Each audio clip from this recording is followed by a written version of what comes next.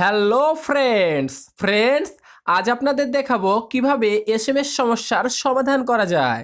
Friends, আপনারা দেখবেন অনেকের মোবাইলেই কি হয়, তারা এসএমএস সেন্ড করে বাট এসএমএস সেন্ড হয় না, ইরর দেখায়, ট্রাই এগেন দেখায়। আবার অনেকের মোবাইলে কি হয়, তার ফ্রেন্ড হয়তো তাকে এসএমএস পাঠাচ্ছে বাট তার মোবাইলে এসএমএস আসছে না। এই যে প্রবলেমগুলি রয়েছে, এই প্রবলেমগুলি সমাধানের জন্যই আজকের এই ভিডিওটি। আর এই প্রবলেমগুলি কিভাবে সমাধান করবেন তা চলুন শুরু করা যাক। এই সমস্যাটির সমাধানের জন্য আপনারা আপনাদের মোবাইলের ডায়াল প্যাডে চলে যাবেন। ডায়াল প্যাডে টাইপ করবেন *#*463 6# এই কোডটি মারার পর এখানে একটি ফোন ইনফরমেশনের পেজ চলে আসবে। এই ফোন ইনফরমেশনে আপনারা টাচ করবেন।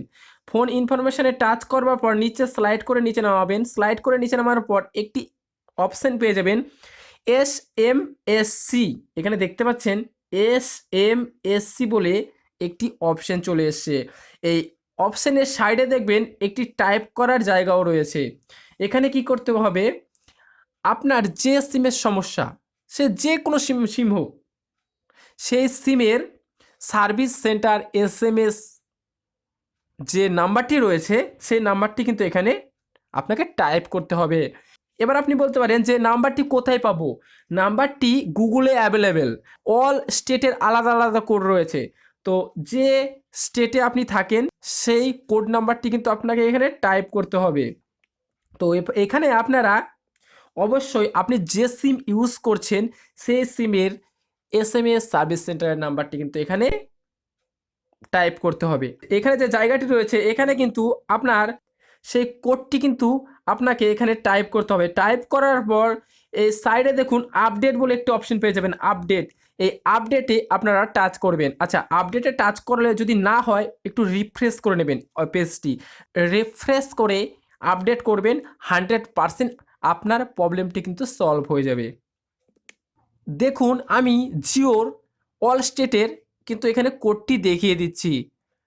এভাবে জিওর এই যে দেখতে পাচ্ছেন আইডিয়ার এই যে কোডগুলি, এই কোডগুলি আপনার স্টেট ওয়েজ আপনাকে কিন্তু এখানে টাইপ করতে হবে। আপনি যে রাজ্যে থাকেন সেই রাজ্যের কোডটি আপনাকে এখানে টাইপ করতে হবে।